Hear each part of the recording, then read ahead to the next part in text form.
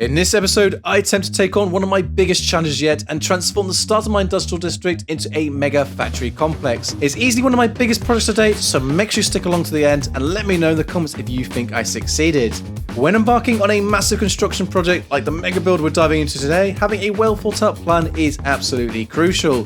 So I hopped into my creative test squad to kick things off, and in previous projects I'd stuck a lot to that classic industrial style with the use of bricks, but in today's episode I'm going to be continuing that sleek and modern approach that we started last time. And after a dedicated couple of hours and a few iterations later, I'd managed to outline the mega factory with a white concrete foundation. This not only provided the perfect starting point, but also fueled my inspiration to finalize the design and get ready for the construction on the CH64 SMP server. But gearing up for such a complex like this will require a substantial amount of resources, in particular a lot of concrete and terracotta. So I embarked on a mega grind, initiating the collection of sand for the production process. However, after an hour of collecting up sand, my first challenge arose. I needed more sand than my shovels could actually handle without needing constant repairs. So I made a quick detour over to Jess's incredible custom Enderman farm to get my shovels back into shape. Next up after that, I needed to pop over to Elegant Elephant's beautiful new bookshop, since I'd been needing some more mending, efficiency and unbreaking books to enchant up a secondary pair of shovels. I had a little browse and then paid up and went on my way. With the new pair of shovels now crafted and enchanted, it was straight back to the grind from there, and I collected up several shulker boxes full of gravel. Terracotta was up next on my checklist, but mining it all without a haste beacon seemed like an arduous task. So, armed with 3 wither skeleton heads, I returned to the end, cheesed the wither battle with the classic bedrock trick, and then crafted up my beacon. Activating in the mesa, I collected up all the terracotta I needed in absolutely no time at all. And then finally, it was time to then return to our industrial area and get down to business, handling over 100 stacks of concrete. This is the most concrete I've ever needed in a build to date, so we are now well and truly underway for everything we need to actually get building. So buckle up as it's time to get started. I started first by adding in the initial layers of the factories. I wanted to be sure that it'd be spacious enough to actually accommodate all of my concrete production farms once complete. Confident then in its size, and then cracked on and started filling in the floor with all of these smooth stone slabs. From there, I started then constructing up the core structure. And as you'll notice, I deliberately chose to keep the block palette quite simple, incorporating a mix of various concrete and terracotta blocks. I think this really helps keep in with that modern industrial theme that we had wanted to go for.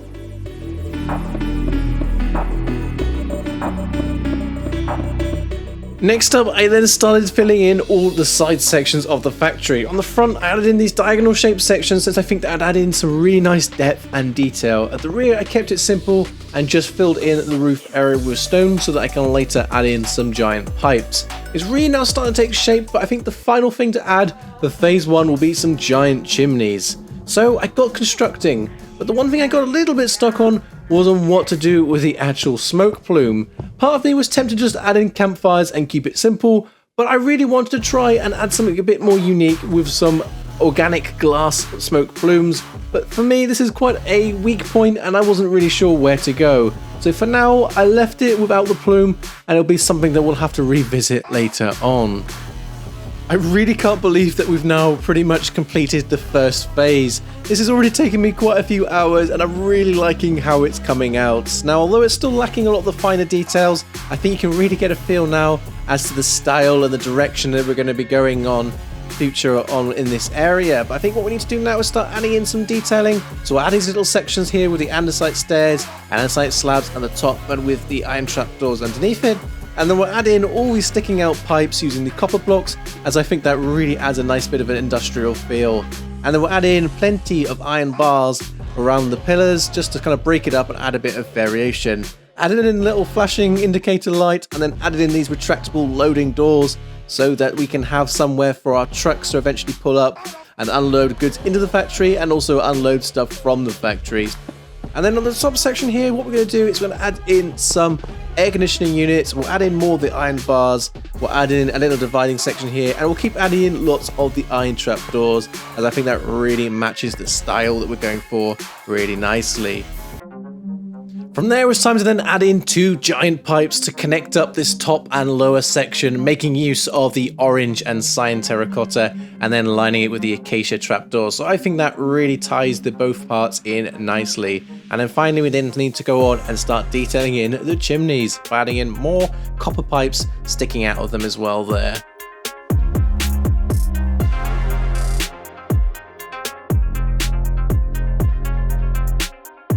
Before I can continue on any further, I need to go and collect up all of these copper blocks that I'd left out in the open here to oxidize up. But with them all oxidized, I was then able to start adding in an upside down row of the exposed copper stair blocks. And I added in this around all 4 sides of the factory to break up this top section a bit more and add in some proper texture variation. I think it fits in really nicely with our theme as a whole. But with the stair block row now added in, I could then move on and start adding in some more aircon units using the iron blocks, the trapdoors, the bars, and the redstone torches. And then around this side unit here, I started adding in some of these electrical conduit units here as a final touch. I added a few more copper pipes sticking out the outside of the wall, and then added in this little section here with some flashing lights to add in a bit of life and something a little bit different to look at as you're approaching the factory. And then finally, the last detail to this main wall section is an actual logo. Now, I'm very unoriginal when it comes to naming, so I just came up with MCO, kept it simple, and added in a little logo with some lime concrete, and then lit it all up with the end rods. So I think that finishes it up really nicely, and I think we can call this second phase complete. From there, I moved on to the top section and started adding in some air vents and then some solar panels by making use of the daylight sensors. I've never really thought to do this before, but I think it actually looks really cool, so I'm quite happy with them. And with that, I then moved on to detail in the top building here and added in more of the same aircon units and all the extra details with all the iron trapdoors and the iron bars, etc. And then added in a few more of the copper pipes sticking out of the sides, and then finally added in a lip with the diorite slabs around the top edge. And then the final detail is these 2 giant antennas. So I'm particularly happy with how they've come out, and I think that finishes off the whole aesthetic to the factory really nicely. So with that, I think we can call this factory now complete. Next, it was time to turn my attention to the exterior of the factory, since right now it's currently floating off the ground, which just won't do any longer. So I started prepping to add in a simple platform with a blend of the stone and andesite blocks to fill in this whole space. With all the progress that we've made so far, I did just want to take a quick moment to give you a small channel update. As you may have noticed, this episode took me quite a bit longer than normal to be released, and the simple truth is I just had quite a lot on at the moment, both at work and at home, and it's really taken its toll on me. But I'm getting back on track, and I have a lot of exciting base plans that I can't wait to share with you all in the coming weeks. It's also definitely helped that there are so many talented and inspiring builders and creators here on the Channel 64 SMP server, and it provides me with much needed motivation. So I highly recommend you also go and check some of them out when you get the chance.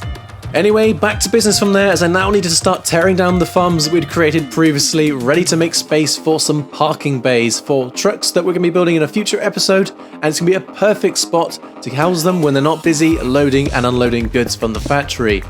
For the truck parking area, I made use of the cyan terracotta for the floor itself, and then added in some fencing to surround it, and then finally added in these custom dividers with these shrub planters. So I think that has a desired effect and really helps tie things together nicely with our factory.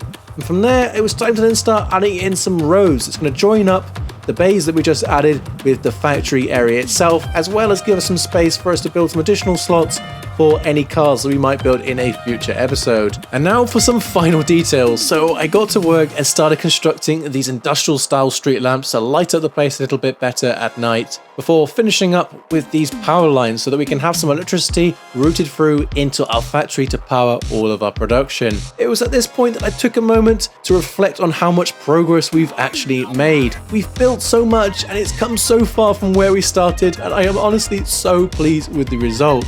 But I think for now, that is all we've got time for. So thank you for watching, and I'll see you next time. Bye bye.